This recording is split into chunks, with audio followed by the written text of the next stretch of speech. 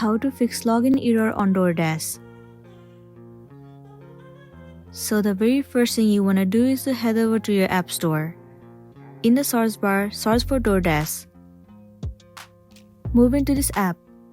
So right here instead of open, if it shows the option of update, then your application is not up to date.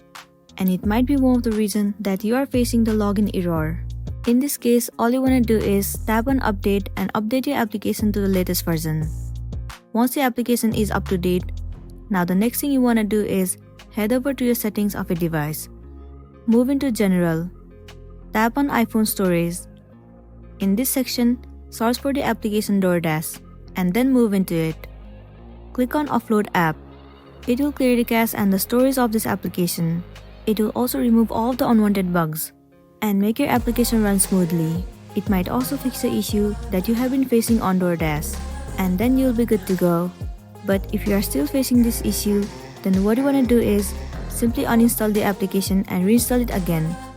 Reinstalling the application will definitely fix the issue. So that's it, and this is simply how you can fix login error on DoorDash. I really hope this video is going to be helpful for you. Thank you for staying with us till the end.